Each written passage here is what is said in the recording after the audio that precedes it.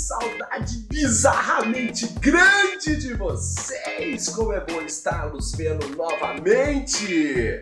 Muito bem, voltamos com a nossa sessão Tira Dúvidas sobre produção textual e hoje estamos com a pergunta de uma aluna que quis saber como introduzir textos dissertativos. Se esta também é a sua dúvida e você está desesperado querendo resolvê-la, fique com a gente que nós vamos tentar esclarecer mais esse problema. Começando então a nossa aula super especial de hoje, esclarecendo dúvidas acerca da produção textual. Como era de se esperar, alguns alunos têm problemas com essa parte do texto. Vamos começar então. Temos aqui alguns exemplos de introduções dissertativas. Eu peguei aqui exemplos do Enem 2015, 2014 e 2012, para vocês verem que vocês têm N estratégias que podem estar usando aí para fazer uma coisa super legal. Saiba que você pode expor, pode começar argumentando, demonstrando que você é o cara na matéria de história, de geografia, demonstrando também dados estatísticos, de forma que você compense no final com uma conclusão espetacular. Mas a conclusão é assunto de uma próxima aula. Focando aqui na introdução.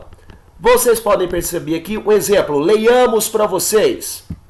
Ao longo do processo de formação do Estado brasileiro, perceba que ele colocou Estado com letra maiúscula, porque no caso do país Brasil é com letra maiúscula. Do século XVI ao XXI, o pensamento machista consolidou-se e permaneceu forte. Veja que ele demonstra conhecimento de atualidades ao mostrar que realmente o machismo está presente na sociedade até os dias atuais, que vem da sociedade patriarcal de muitos anos.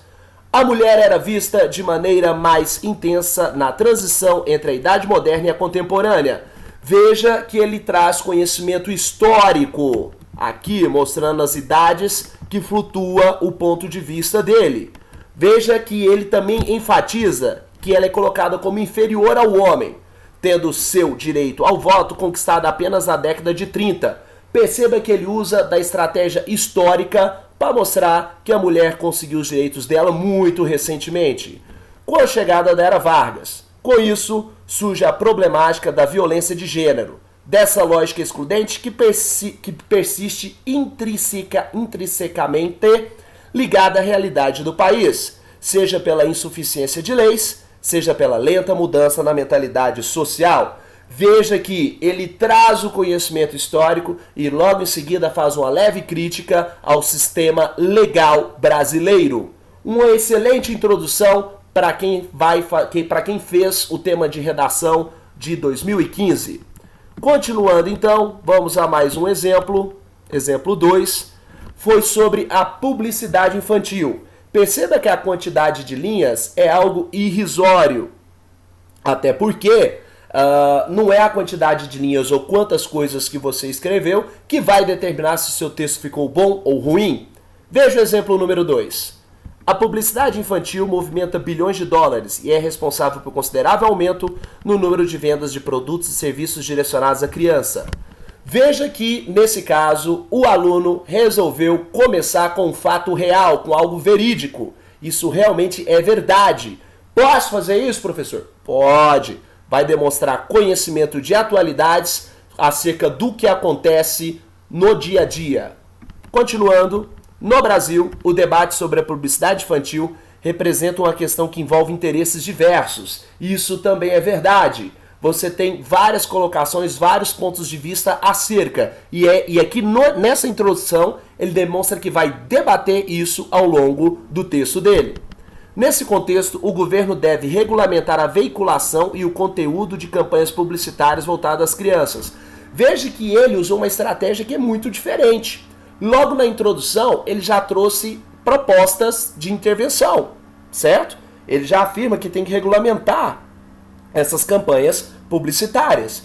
Perceba que não é sempre na conclusão que você tem que colocar obrigatoriamente e unicamente as propostas de intervenção. É uma coisa que vai acontecer ao longo do texto, ok?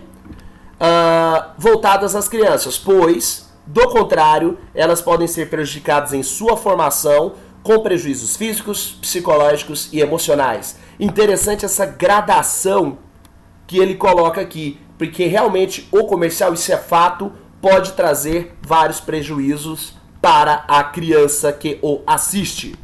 Vamos a mais um exemplo. O ornamento da vida está na forma como um país trata as suas crianças. Veja que ele traz uma frase do sociólogo Gilberto Freire, famosíssimo no Brasil, famosíssimo.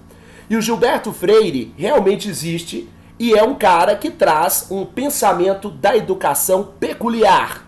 Quando ele coloca essa citação de Gilberto Freire, ele demonstra leitura complementar e que está ambientado com o tema. Isso agrada bastante ao corretor. Continuando então o nosso raciocínio, deixa nítida a relação de cuidado que uma nação deve ter com suas questões referentes à infância. Dessa forma, é válido analisar a maneira como o excesso de publicidade infantil pode contribuir negativamente para o desenvolvimento dos pequenos e do Brasil. Veja só que interessante quando ele coloca o excesso de publicidade infantil.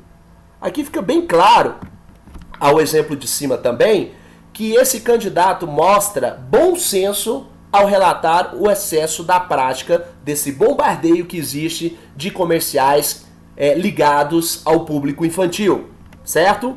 Fica claro também na introdução dele que ele vai questionar isso logo em seguida no desenvolvimento. Vamos ao próximo e último exemplo.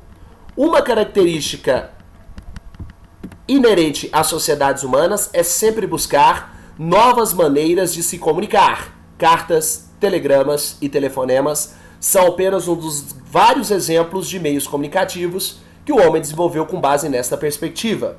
E, atualmente, o mais recente e talvez mais fascinante desses meios são as redes virtuais, consagrada pelo uso que se tornam cada vez mais comuns. Veja bem, pessoal, que aqui nós temos uma pequena falha, mas o conteúdo da introdução está muito bom. Ele faz uma viagem histórica das cartas, telegramas e telefonemas. Essa gradação, pessoal, ficou muito interessante, porque foi da forma escrita para a forma um pouco mais rápida de comunicação para a forma direta de comunicação. Isso é muito bom. Essas gradações que você coloca do começo para o fim ou do fim para o começo pode ajudar a gerar sentido no seu texto e transformá-lo em algo mais interessante e mais diferente para que o corretor possa ler.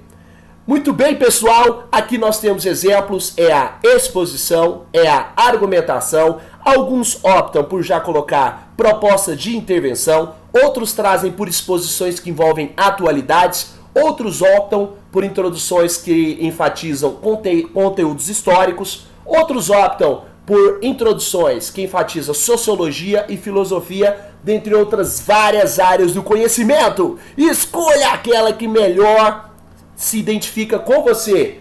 Veja bem aos bons exemplos que nós temos, sigam as dicas e façam aquelas introduções topíssimas que qualquer corretor vai falar assim: esse é o cara e merece 10. Até a próxima!